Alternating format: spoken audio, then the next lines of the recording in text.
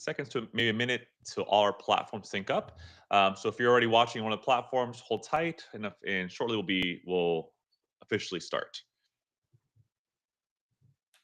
And for those who are listening, as always, I'm monitoring the chat below. So if you have any questions for our guests or things you'd like us to bring up during the episode, feel free to do so. I'll be watching closely.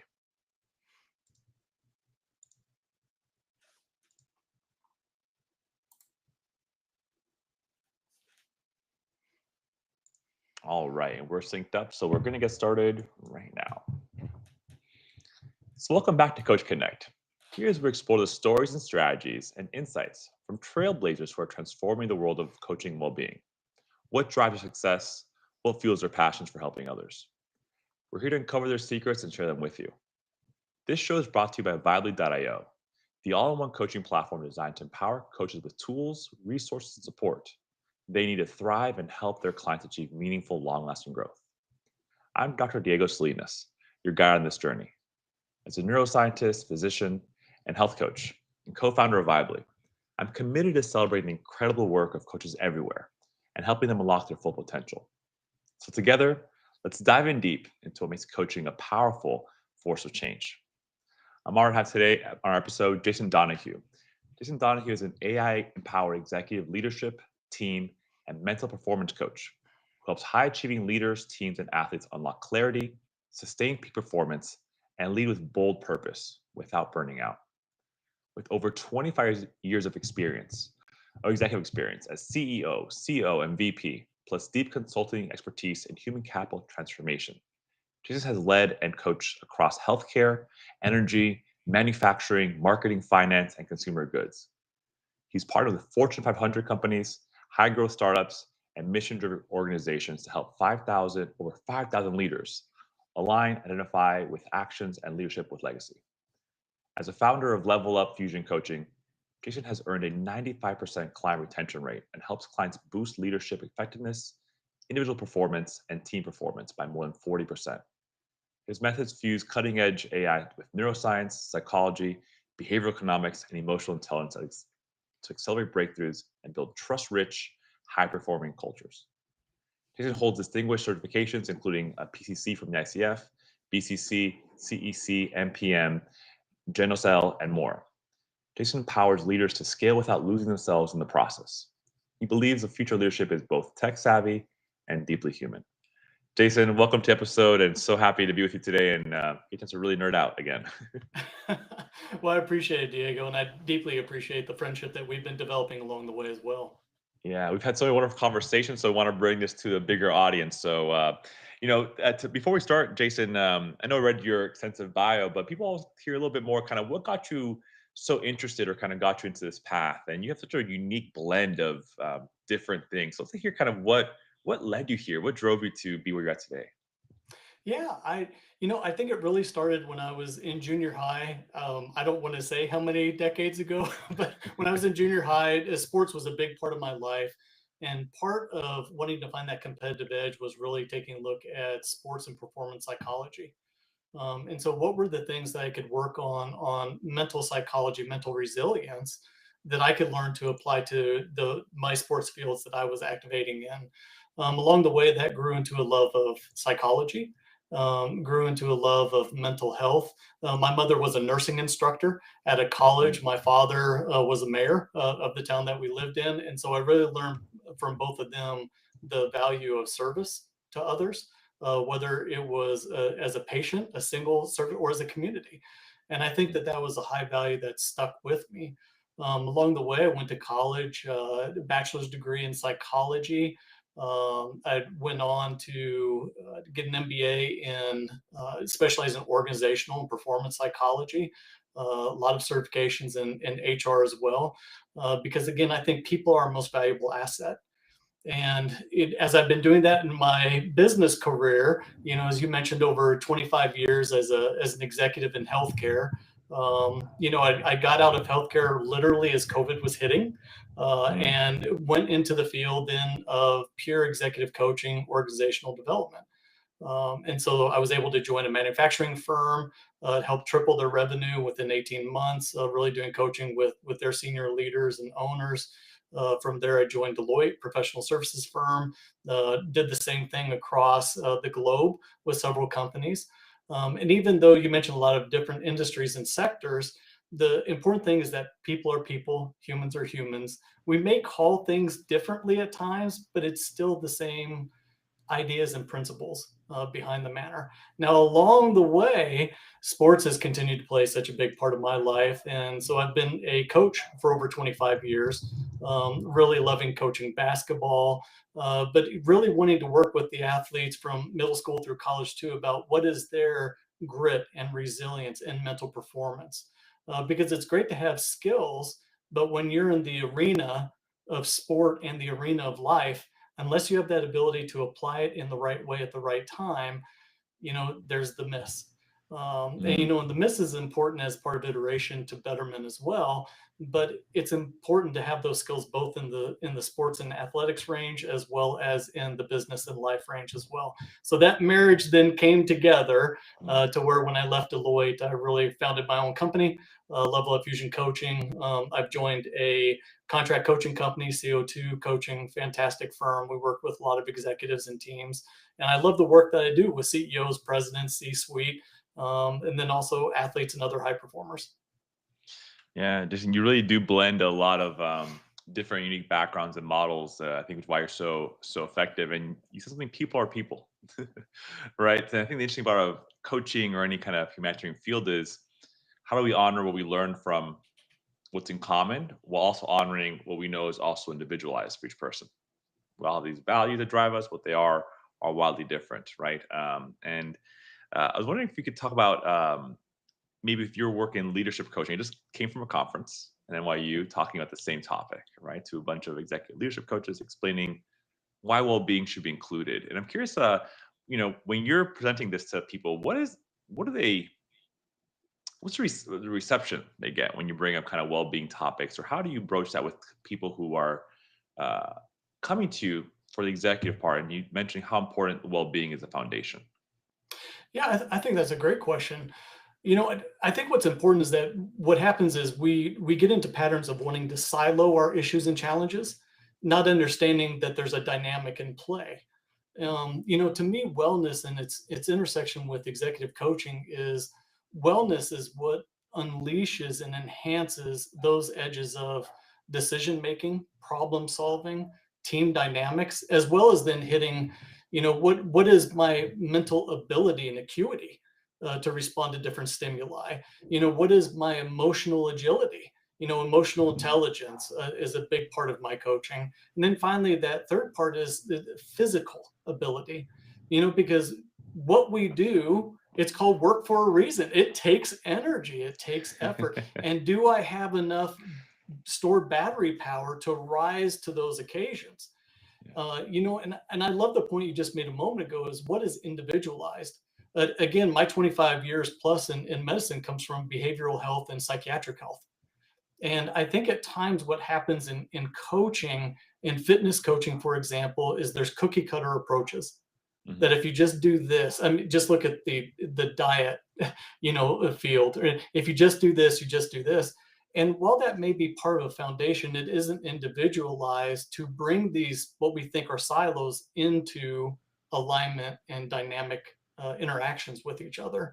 So I think Mm. that's very important to be able to dial into those things. And I don't think if I didn't have that wellness concept, health concept from my medical career, that I would be able to give that as much attention as it really needs for enhancement for executive leaders and teams to move forward. Yeah.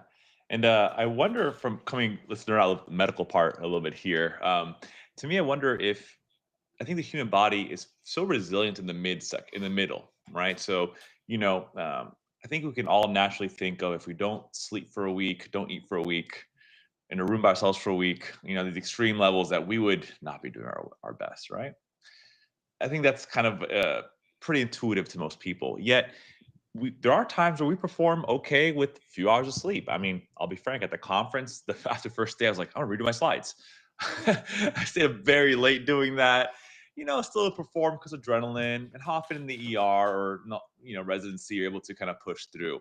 So I think that because sometimes we kind of get to the goal line or cross a threshold, we underassume how much we're not really peak performance, just kind of barely getting by. And so I think people maybe not don't understand that being okay is not the same as being peak performance, and that there's a lot more to unpack there if they really let that physical foundation be that foundation for the mental foundation. I absolutely agree. I think a default that a lot of individuals and teams will have is they wait for the breakdown to have the breakthrough. And we don't need to wait for that.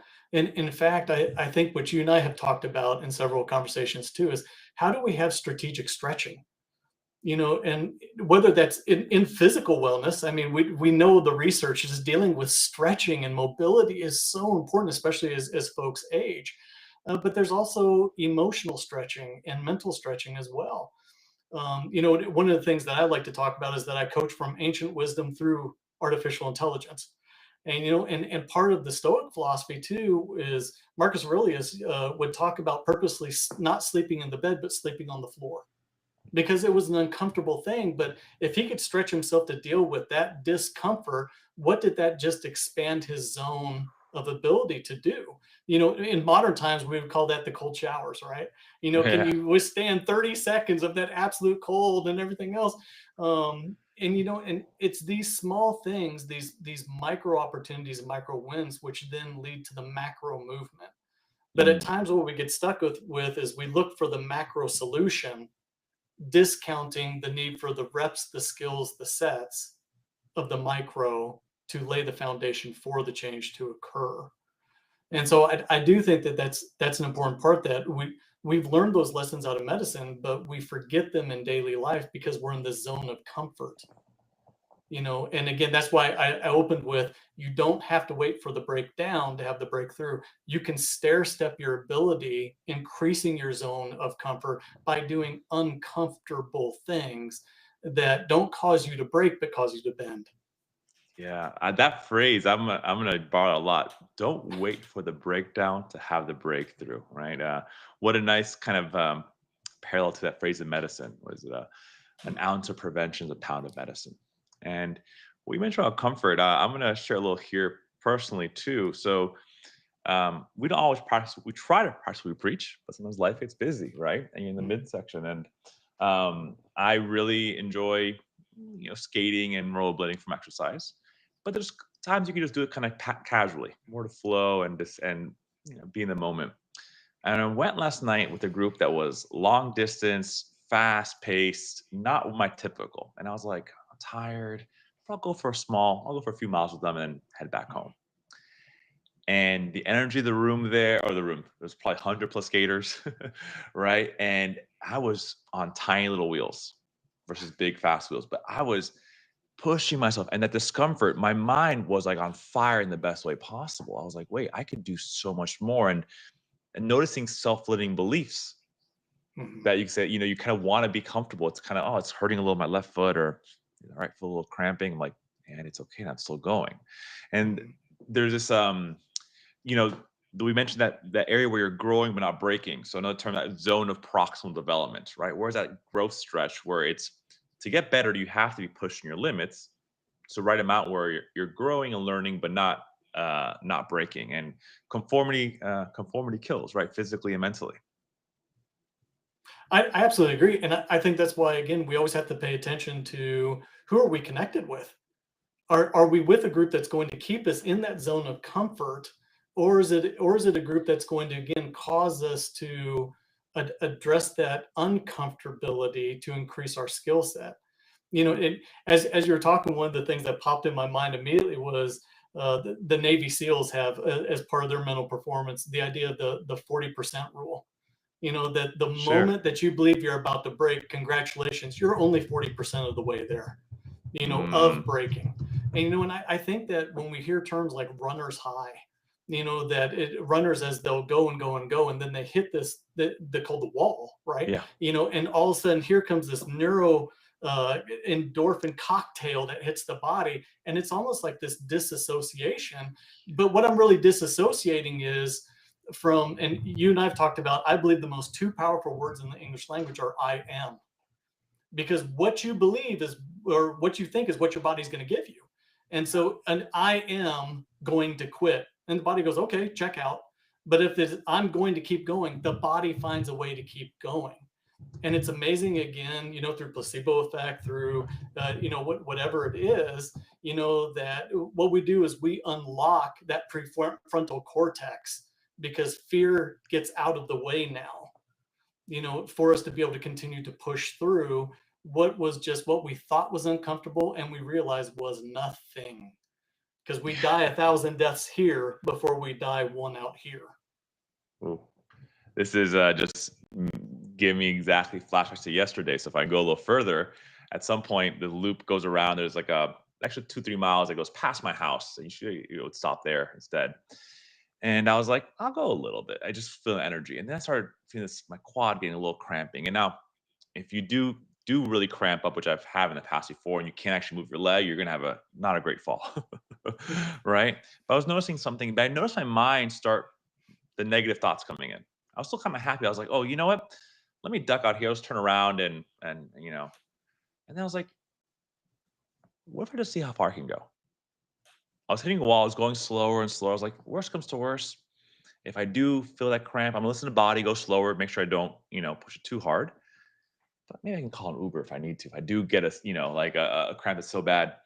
And then maybe another mile into it, just to describe Jason, this burst of energy came, and I was like in the flow, right? And Yeah. the surprise it gave me, right? Kind of reminder of like exactly the language that we use, and even saying I am going to go until I can't, right? Versus like I'm going to stop in case it becomes too hard. Changing changing the mind is changing the body, because body is mind. They're all together. It's all in the same that same bag of skin, as I say. Yeah.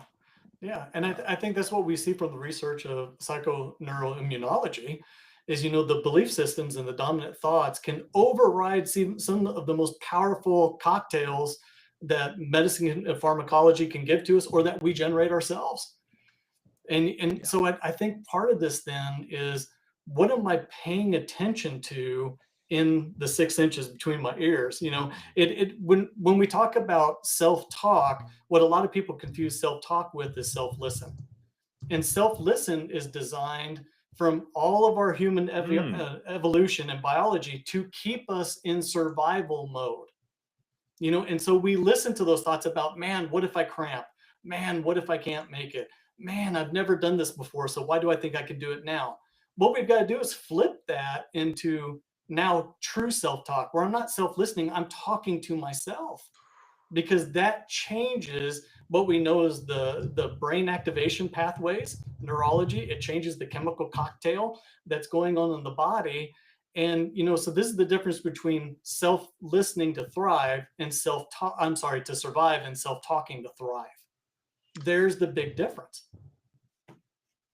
That is the astronomically powerful difference. There's self-talk versus self-listen. Mhm. You're right. That kind of, and I would say your brain's two main goals is to keep you alive and save energy, right? Number one and two. And you mentioned this neuro cocktail. So let's talk about maybe flow here a little bit. Maybe the neurology of flow and the science of it. So flow is this peak performance state, right? And when I give this talk, if you're listening right now, think of what gets you in the flow state. All right. I think we'll get you there. What you feel. So imagine your flow activity, whatever it is, right? What do you feel? And you feel people describe very similar. It's there's this thing called time dilation, right? Like kind of time disappears. There's a sense of being fully present, but almost your inner monologue is quiet. So all the energy is kind of just going into performance. You're really present, but not narrating it as much, right? And as we said, it is peak performance, and it does require skill to be in flow. Right? When I'm teaching students about coaching, they go, "I'm not flowing." I'm like, flow requires some skill to get there. So you're kind of at where your ability is in that zone of proximal development. You can't just lay back because you might fall. You're riding that wave. You have to be really present. And in itself, it's such a desired state. The state of being in flow is the outcome people are looking for. Right. And so you'll say, you know, so what brings you in flow? Someone could be skydiving, someone could be crocheting. And the study by McKinsey showed that executives in flow up to 500% more efficient and effective, right? And so if you think about an athlete in flow, because you mentioned your athletic background, so LeBron James basketball court, right? You imagine they've probably been conditioning, doing those reps. They've been eating well, hopefully sleeping well, doing their taking care of their mental health. And so why it stands to see that the same would apply in your executive work. If you want your mind to be in flow, how can you be in flow if you haven't slept well for 4 days? When that happens, you're in survival mode, like you mentioned, right? Because you're just trying to get by and is it 5 o'clock yet? Can I take a nap? So that really, if we do want to get flow in the creative sense of a boardroom or kind of the work we're doing in a company, we have to have that physiology there as a baseline necessity. It's that is necessary, not sufficient. You still need to be challenged. That right zone of challenge. But without that baseline physiology, you're never going to really achieve that peak flow. And last thing I'll say about this is the neuro cocktail here. So the some of the neurochemicals involved in flow. So there's dopamine release, right? There's that feel good molecule, that rewarding molecule. There's serotonin release, which, and if you look at some of the pharmacology of this, some of the drugs of abuse actually release some of these things too, right? So amphetamines, right, at least a little more dopamine, right? Hallucinogenics like mushrooms, or else it's a serotonin system. It also activates the amanidine system, which is THC, right? There's endorphins, which is opiate system. And if you actually would take these molecules exogenously, right, they're going to cancel it out. You're not going to feel great. You have horrible side effects. But when your body releases them, this perfect mix where it continues going and without oxytocin, actually, social bonding connection, right? So it is the best kind of neurochemical cocktail you wish to imagine in the purest state at the right levels that you cannot really ever get externally, even though people frankly try. Mhm. Yeah, and I think that's a great point. Is what am I doing with intentionality to help produce those results? It's good because again, we can have, and we'll just take athletes that build on the example you just gave.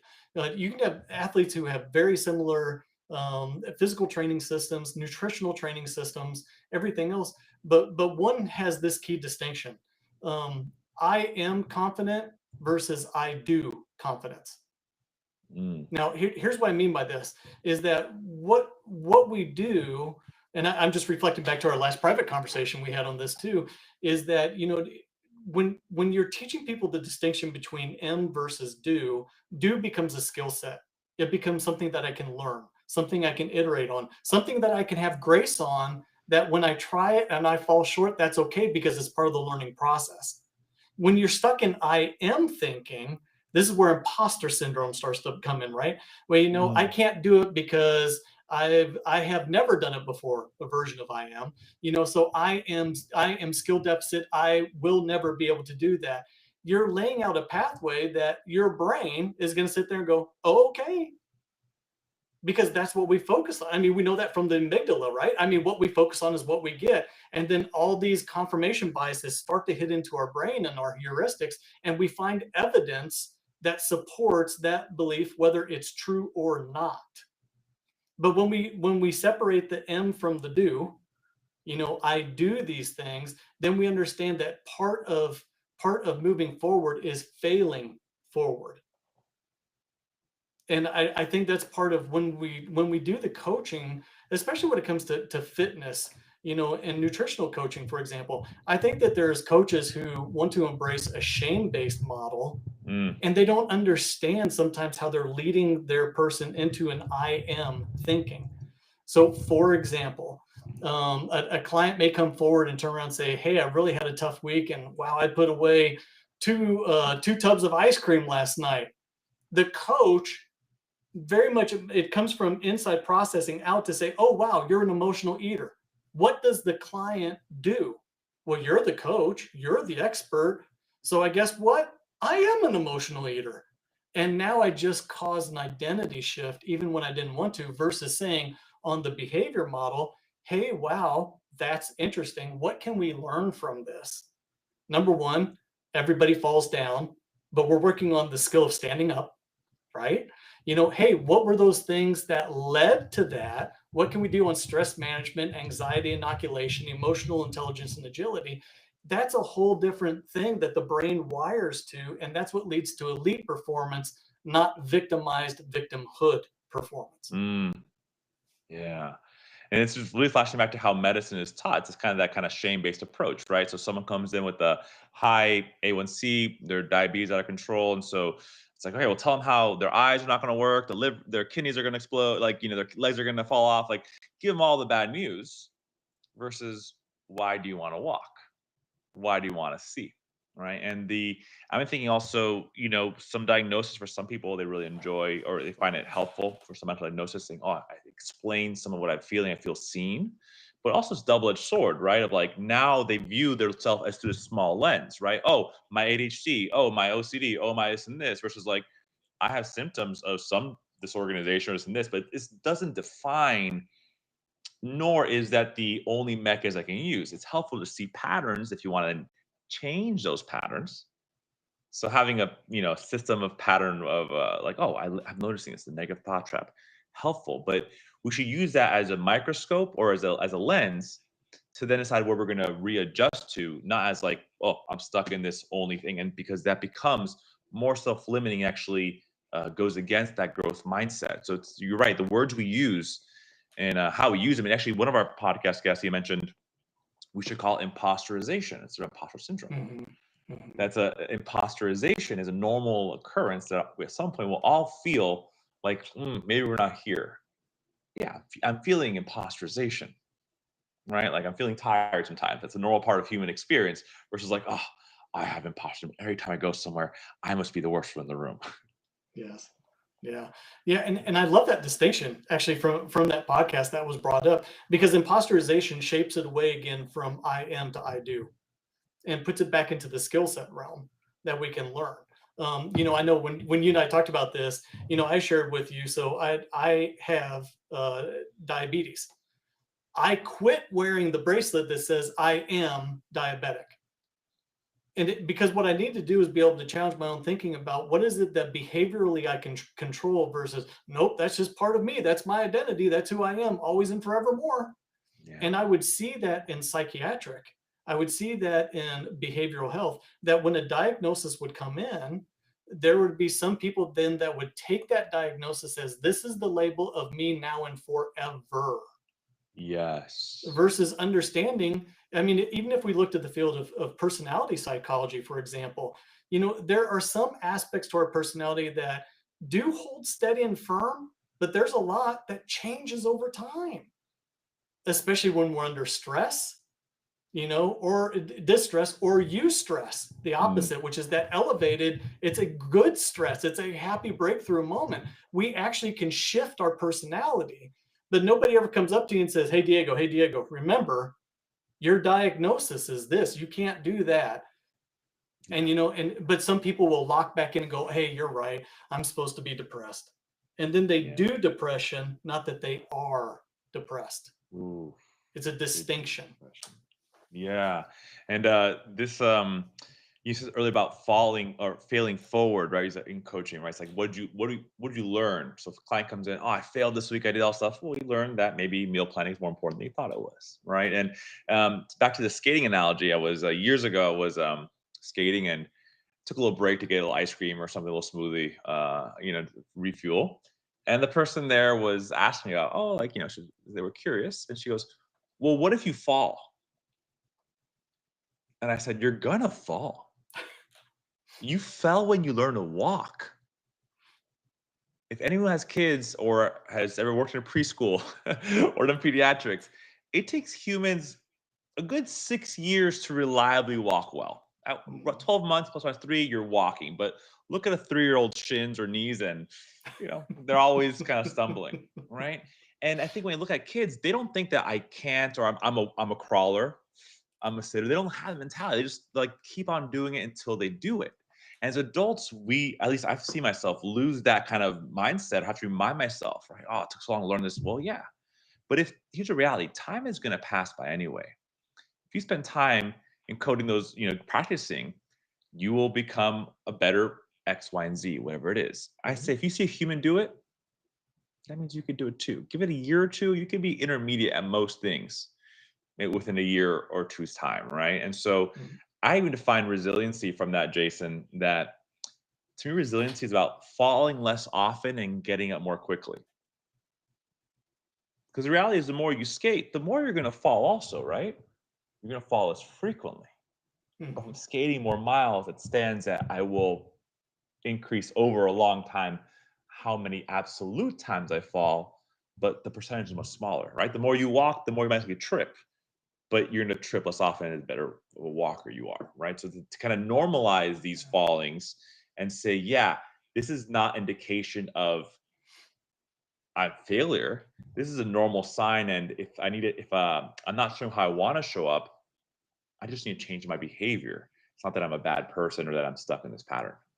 Yeah, yeah. I think it's the idea of I'm learning to fall with more style now, Mm. because I'm iterating every single time, and so it reminds me of what you were just sharing, that I think a wonderful researcher and author in this field is named Stephen Cutler. Wrote a book called The Rise of Superman. And I think it was in the late 90s, if I remember right. But he really laid out research that talked about how peak performance levels are moving faster and faster and faster than we've ever seen before. And he was relating it back to, for instance, the ability to watch video reviews of certain, let's say, athletic performances. That the moment that Roger Bannister broke the 4-minute mile, within the next 60 days, there were several people who broke it. I mean, and that Yeah. was just by word of mouth and newspaper. Now what we have is we have an environment where somebody's always got a camera on their phone recording this. And when somebody does that thing that we thought was impossible, it now moved from impossible to improbable. And it moved from then, and because then more people do it, and the more people that start to achieve it, moves it from impossible to just a challenge. And so Mm. even if you look at studies of Olympic records, Yeah. whether it's swimming, track and field, whatever it is, and let's just stay with swimming for a moment. We thought Michael Phelps, man, those are records that will never be broke. Do you know that mostly all of his records are gone now? Are Mm. gone. And in fact, one of his that was very held as that no one's ever going to beat it, was beaten by a high school kid when Michael Phelps was in his peak in the late 20s and set this. A high school kid did it. But what happens is when we see success, it starts to unlock here from the, oh, that's impossible.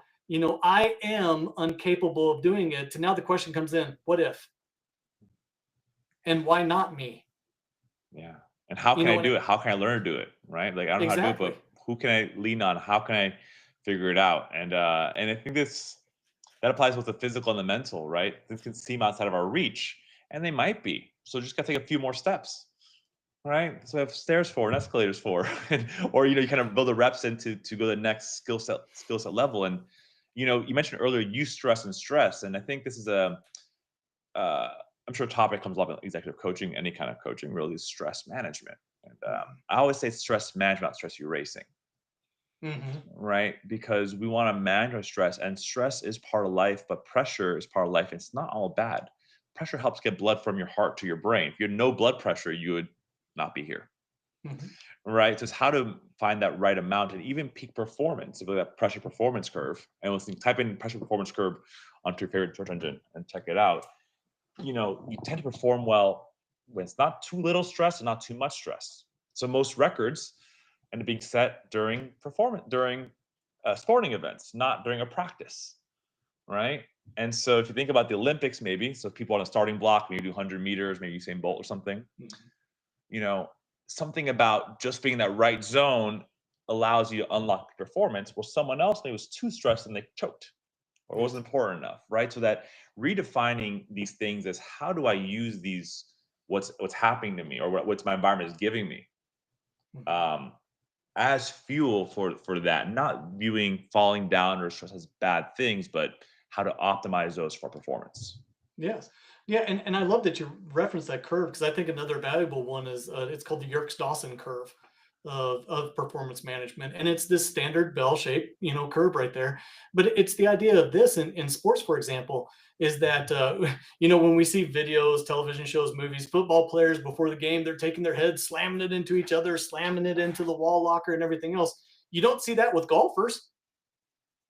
Because could you imagine, I'm about to go out there and hit 18, bam, bam, everything. It doesn't work, but you don't see football players taking the golfer kind of stoic approach, either. So it depends on where am I at on this curve to what is the context of the situation that I need to address. And so Mm, part of this is awareness about what is really needed for me here, and that awareness of being in the moment. And I'm going to tie back to something you said earlier of letting go of my narration of the moment, just a score. Hey, where am I at right now? Wow, out of 10, I'm at an 8. I can feel my heart, everything else with it. But if I'm on the basketball court and I'm getting ready to shoot a free throw, I don't need to be doing this. I mm, need to have a routine that allows me to go ahead and recenter, come to neutral, get the deep breaths, clear the thought, not narrate it, but just go through my defined pattern. Because at the mm, end of the day, as humans, we're not who we think we are what we do repetitively and what we do with intention. And that's again that difference between I am versus I do. yeah. And that's where coaching comes in because it's the whole idea of goal setting, mindset setting, as what's the Atomic Habit book says. Everyone has the same goals in the Olympics. That's not different. Everyone wants to win. The difference in your behavior is what's repetitive in you, right? So it's not that I want to be a good leader. So what am I doing consistently in my habits or behaviors that allow me to be a performance? So instead of, Mhm. and I think coaching, I mentioned this in a different episode. To me, coaching really takes outcome goals and we translate that to process goals, right? So if your outcome is I want to reach Everest, the process is take a step at a time and mask when you need to for oxygen, right? Don't worry about don't have your northern star, but you just focus on what are the steps to get there, right? Mhm. If you're doing a swimming, kick, swim, swim. What is my technique like versus how far away is is the goalpost, right? So really, if you do the process well enough and trust that process and see that growth there, it's this ironic part. It's almost detached enough from the outcome to focus on that process and trust that that will get us there. Yeah, yeah. Part of the coaching I do involves what I call success equations, and one of the most valuable equations we talk about at first is process is greater than outcome. Mm. And people will kind of look at me at times like, well, hey, what do you mean? And I said, what's the difference between achieving happiness and happily achieving? And so that when I'm achieving happiness, I'm putting the outcome first, and then I only can feel happy if I get to the top of the mountain. But there's going to be things in life that throw at you because Murphy's law exists. And Mhm. sometimes the whole dang Murphy family shows up in your life and parks around for a while. That, if Mhm. I'm focused on the process, sometimes what we find out is the outcome we thought we really wanted isn't. And through this process, we've actually developed other skills which led us to different opportunities. And actually, we happily achieve instead of making this if then equation. And we get caught in that. So I think that's a great point you brought up. And another example of that to me, Diego, is again from the sports world, there's an idea called the aggregation of minimal gains. Well, hey, Jason, that sounds neat. What is that? Well, Mm. that was a look at the Great Britain cycling team that for the longest period of time in the 1900s would just get handed loss after loss after loss. And in the late 80s, early 90s, they changed their approach. Instead of saying we want the macro change, what are the micro things we can do that we know when we add these things up, this plus one idea and philosophy, just 1% better every day, just one more rep, whatever it is, that when we add this up, this dramatic shift can take place. And so they focused on, what, when we go to hotels and motels, people really like to have their own pillow because they sleep better with that versus the hotel one. Hey, before we get on a race, we're going to wipe down the wheel with an alcohol pad so it has better stickiness factor. And they Mm. identified it was over 100 of these micro things that when they put it together, all of a sudden Great Britain became the dominant team in Olympic cycling, the Wow. dominant team. But how often do we just minimize that in our head about, oh, that's just a small thing? oh, I can do that later. Oh, I Yeah. can do that tomorrow. But if we had this philosophy of what are the micro wins that when they add up, every plus one adds up to where, wow, that is a huge gain. Yeah. Aggregation minimal change. I mean that someone I was helping a friend. I'm gonna do a lot of skating analogies today because we're in sports mode and someone else teaching someone how to skate and they were like, I was listen, every time you skate, you're gonna be a better skater. Like that's kind of how it is. Like you can I can talk about technique, but the more you put your those boots on, the more your body gets used to it. So even, half hour if you can get out and do it, like or 15 minutes, right? And this idea of systemic change too, I think ties in nicely. I'm gonna go a little deeper of a concept here. You know, I've just talked about this, but organizations also about systems, right? And the executive leadership coaching. So, the employees, the executive, and we're gonna look at these systems and get the whole company better. Healthcare is about systems as well, right? There's a cardiovascular, GI, right? But I had this, I proposed this talk, this question to the audience, and I'll propose it to our listeners here. What's the difference between mental health and physical health? The answer to me is there's not difference. It's all in the same bag of skin, right? Like if they're connected clearly, but we study things through systems because it's a really great way to conceptualize something that's really abstract, kind of 3D, and put in a 2D way that we can exchange Mhm, information with other human beings, right? mhm, Like right now, what we're taking really complex ideas of mindset, and behavior, and able to exchange ideas, so we can then take that and run with it, right? So it's helpful to study systems, but your body doesn't go, "Oh, hey, GI system, do this. Hey, cardio, do this." It's just like working together. mhm, And so I think when we're stuck in something, when I feel I'm feeling stuck or my clients are feeling stuck, it's often we can't immediately think of solution for that thing, right? Okay, we have to get more clients or more retention or churn or whatever it is. Like, well, how are we going to do this, right? It's maybe a lack of creativity sometimes. But I go, if you can't figure that part out, just do anything else that improves any other part of the system. mhm, If there's a 1% change somewhere, that's mhm, going to support the system. So, can you grab a glass of water? mhm, Can you maybe don't skip lunch or have some healthy snacks?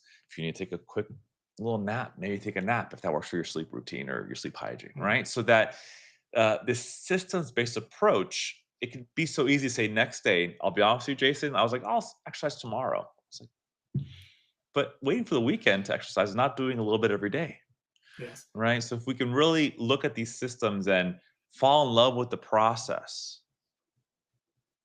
right? There's a lot of evidence about, if you can kind of convince yourself to fall in love with the process, happily achieving, not achieving happiness, right? Mhm. Because the reality is the outcome, as you mentioned, Murphy's Law. We work in coaching and we're all about goal setting, but let's be real. What's a phrase? If you want God to laugh, tell him your goals, right? But if we can follow the process, that's where we have sustainability.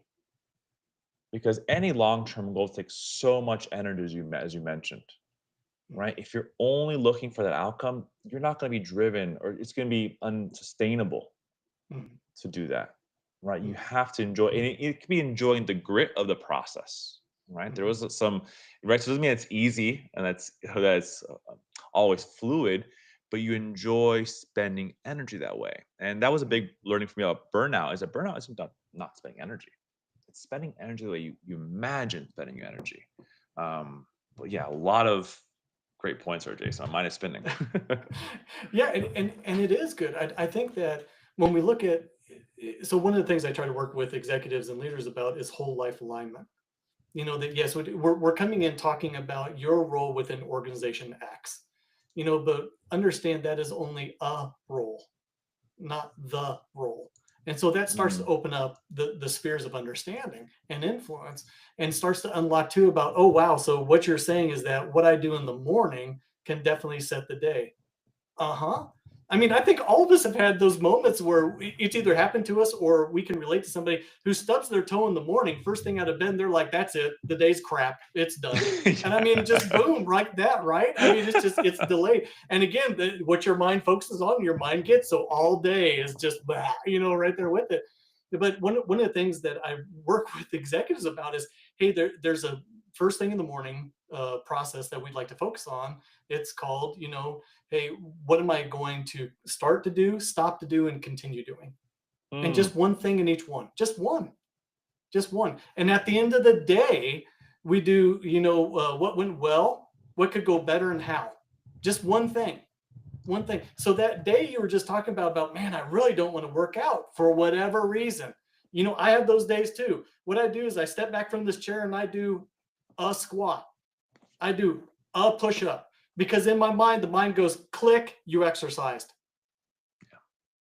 which keeps momentum. But if I mm, just stop, then it's easier for my brain to go confirmation bias, right? Yeah, see, you're not an exerciser because you didn't do it. You didn't do it. And so these micro aggregations, like we talked about, they matter. Again, behavioral economics, that morning thing about start, stop, continue, that's intention, intention implementation sciences, that's right there. At the end of the day, when you're doing, hey, what went well? It could have been the most challenging day in your life. And what went well moment is I made my bed. mhm. Because you know what? You're coming into a made bed. It feels good. But you know what? You still celebrated something. And your Yeah. brain's going to start to look for other things it can celebrate too.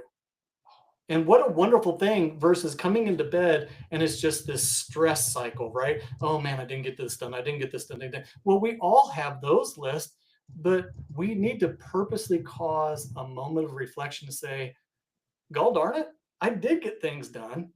I am successful in A, B, and C, and I'm giving myself grace that I'm stair stepping there, not having to make the giant leap there. Yeah.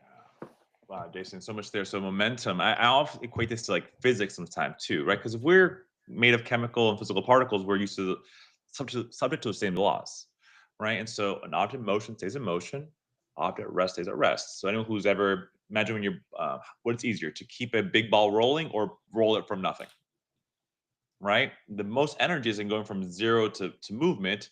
Once there's movement, there's less frictional coefficient, et cetera. It's easier to continue. And that just doing one thing, because it's so easy to be, oh, here I do it, here I am doing my thing again, not replying to this email, not doing this, overwhelmed, blah, whatever. And then versus I I I defeated that because a lot of confidence comes from actually someone said with confidence is just remembering past success, Mhm, mhm, right? And it's if you can have a mhm, pattern forward, and it's so easy to be so all or none and feel overwhelmed. And if we can take those micro steps forward, and we mentioned about the start, stop, end, we do that in our company, we've done it before in our team meetings as well. And it is a great point to reflect because here's what a little neuroscience, right? The brain does not act like your conscious perception of what your input is not what your input is. So everyone who's listening right now, uh, if you're wearing shoes or socks, which shoe is on tighter? Or if you're not wearing shoes or socks, how does the neckline feel around your neck or your waistband on your pants, right? And people usually laugh at this at the conference. And yeah, guess what? That signal was always there, actually. Your brain just did not attend to it. It wasn't paying attention to it. So if your brain is a big, I mean, it does so many things. We say information processing center is one of them, right? It's taking a lot of input, your visual input, acoustic input, sensory input, thermal input, kinetic input, where you are in proprioception in this body and space. The reality is it's doing so much below the surface and only bringing you what it thinks you need that more higher executive mhm, functioning for. mhm, And so being mindful is great. Let's be real. It's not energetically feasible to be mindful 24 hours a day in every little thing. It just, you don't have enough energy to do it. Autopilot is part of what keeps us survival. Now, mhm, keep us stuck in the same place. So recognizing how the evolution biology of how our brain is formed, just like having that diagnosis, does not mean we're stuck there, but now we understand these principles, we can move forward. And I think a very practical applications is gratitude practices. I'll be mhm, frank with you. And I heard this, and I think before I did so much neuroscience, I was like, oh, yeah, it's nice. Let's be positive. Let's just be positive, right? Like a little kumbaya. Why not? But to me, gratitude is not positive, it's being more accurate, mhm, right? So, for example, you don't think about the room temperature unless it's too hot or too cold, right? So, so gratitude is not about making things up. It's actually noticing those things that your body didn't notice. You mentioned stubbing your toe. I say, when you stub your left toe, you don't go, my right hand feels great. You're like, oh my God, my toe is like burning, Yeah, right? yeah. And so this balancing is to be more accurate, and you see all of the confidence builds from this accurate view that can then lead for that momentum, or like to take that step and make those changes. Mhm. And I think those are great points because it's this shift from habit brain to conscious brain, with a purpose. And so, before the recording, we were talking about wearables, Mm. about technology and wearables. And so I was recently coaching a vice president company, and I noticed an Aura ring on, and I said, here's part of the difference is everything that gets measured can be managed, but is everything that gets measured important? Does this Yes. really tune in? And so part of what you were just bringing up is, do I understand the trigger that exists? So I stub my left toe, and then if I know that that could be a trigger, what can I interrupt the cycle for that empowers me? And so maybe for some people it is, but my right hand's feeling good. And I think this is when we look at language such as handicap versus handicapable, for example. So, hey, this person who's in a wheelchair can't walk, but boy, I have seen Olympic performers, weightlifting, that is just like they can put up way more weight than I can. Mm. Who's handicapped here? Yeah. Right. And so this change in awareness again. So what am I consciously asking myself to bubble up into that 7 ± 2 awareness pattern that the brain could give me for conscious brain? And at times, as pattern recognition machines, hey, it means this, but we often need to ask the second question: what else could this mean that empowers me? Mm. Otherwise, I Yeah. stay stuck on the left big toe throbbing, Yeah. and that becomes the dominant feature. Yeah. Pattern recognition machine. Jason, I say this. To me, the one funny thing about the human condition is that we're such pattern animals of patterns, right? We have our routines. Why people, oh, that there goes John being John, and you're doing it again, right? And we see patterns so well externally, right? Anyone who does any work, coach, pathologist, surgeon, Yeah. roofer, contractor, you just start seeing these patterns and really quickly adapting to them. Yet we are relatively so blind to our own patterns, right? And Yeah. sometimes I'll go through what I consider a big breakthrough in my own like kind of development and growth and maturity. I'm like, oh my gosh, I see so much now. I'm like, what am I blind to now? Like, because I was so blind to that 5 years ago. What am I currently not even aware Yeah. that I'm unaware of? And it's brings back to a client I had one time. He said, started the session off. He goes, Diego, I know my goal is today. I'm like, what? He goes, my goal is to not feel like I'm being used. My sister asked me for money. And I was like, I can't promise that's going to change right away. We can talk about over time, your prior emotion will change, but we can talk what you do with that feeling. Right. And so instead of saying, for me, oh, there goes another email, and like that, and noticing that, and change is when you go that pause between automatic to what can I do? And there's so much self-flagellation sometimes, or oh, here I'm doing this again, versus oh, I'm noticing if this kind of self-talk is happening, if I'm calling myself a bad person or lazy or more, whatever it is, oh, that's a signal Yeah. Yeah. that I'm going down that old route. Can I detour and start carving this new route? Because Mhm. anything that I do more of, I'll become easier to do that. So Mhm. instead of viewing those, like I talked earlier, as like a failure, celebrating the awareness there, which is that Mhm. necessary but not sufficient step Mhm. to make that change. Yes. Yes. And I think that's a fantastic point. I think it's one that we could challenge the listeners with today is, fear is a signal, not a failure. But what we've got to pay attention to, coming back full circle where we began with, is, in chronic pain management, for example, the idea Yes. of pain, fear, pain, that I feel a pain in my life. I fear feeling more of the pain, so I don't take the actions that can actually help me get out of pain. Now that's in medicine. Executives do the same thing with their organizations. My organization and team has a pain, but number one, I hope it changes. Good luck with that. Right there. Number two, I don't take action because in taking action, like physical movement and chronic pain, it may hurt for a little while more, but it will get better. But if we don't challenge our own awareness features about what is my pain signal sending to me in my relationships and my career, in my life, whatever it is, if I don't get real about that, I'm going to continue to have a real problem that will just get bigger and bigger until I'm forced to have the breakdown to lead to the breakthrough. Mm. I'm so glad you brought that that pain, fear, pain cycle. I was gonna bring that up. It's just towards the end there, Jason. And a friend's a physical therapist, and he's like, motion is lotion. And the ironic part is people with pain want to stay still. And my dad's Parkinson's, right? So it's hard for him to move. But we know the best thing for Parkinson's patients, or people who have Parkinson's, excuse me, is to move. Mhm. Ironically enough, right? And but I can imagine the challenge of it being hard to move, so it's demotivating and feels like energy. But Mhm. the more you're able to do that, the more you can retain this function. So I think sometimes working with professionals shows you that our brain, what's telling you isn't always what's accurate. Our intuition isn't always there. And Mhm. sometimes people who do see these bell-shaped curves of people understand where to start looking, right? So Mhm. I think any professional, coach, doctor, whatever it is, we see the bell-shaped curve and we don't say, you're a bell-shaped curve. You could be here on the curve, but it's Yeah. just know where to start exploring because you're ultimately the N of one. You're just constantly running Yes. express yourself. And if we can view that with curiosity, what am I learning? As I run these experiments, that's my clients. I don't know if it's going to work or not. Neither do you. We're just going to run Yes. experiments. Here's a hypothesis. We assume X, Y, and Z will make X, Y, and Z.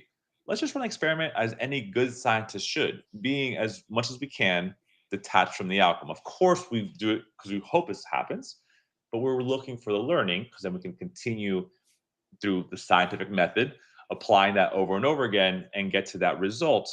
And as we said earlier, more importantly, being happy, achieving it in a happier way and enjoying Mhm. the process too, because you have to enjoy, or at least some point having some enjoyment in your process to Mhm. achieve at maximal performance. Yes. Yeah. And a wonderful thing about that too is think of a string of pearls. When we advance and rise by picking up one pearl of the necklace and start to raise it, the rest of it comes up too. And so Right. this is where it's important that even that micro success over here can relate to your primary challenge area because success begets success. If we Yeah. take the time to celebrate it, if we take the time to be aware of it, if we take the time to recognize it. Yeah.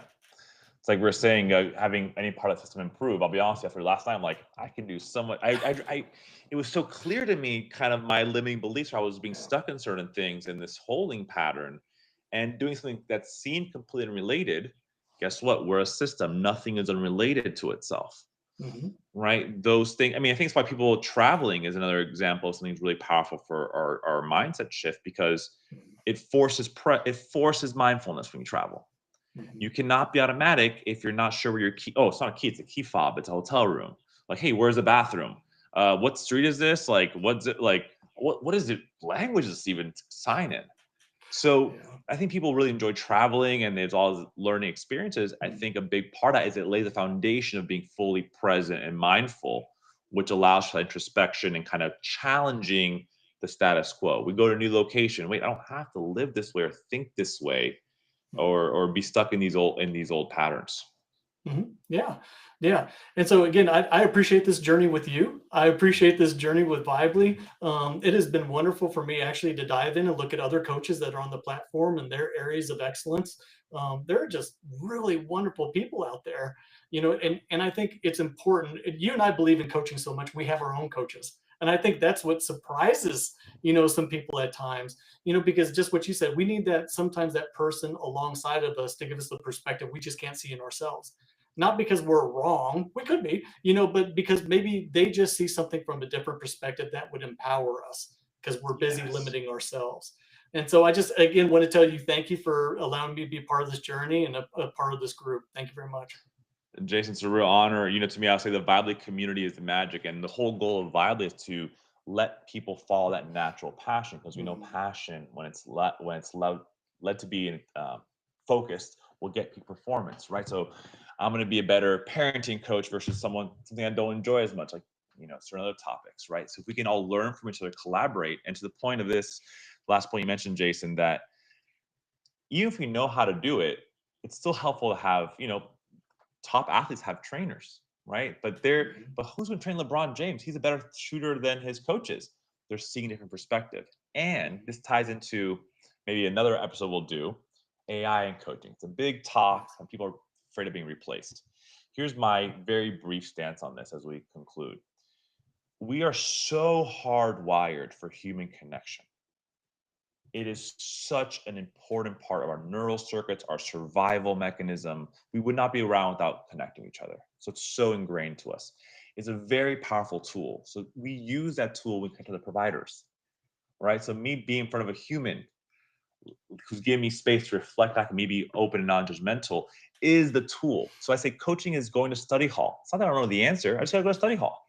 I might know how to build a new skateboard, but I'm gonna go to a workshop to get to clamp the things down and do it.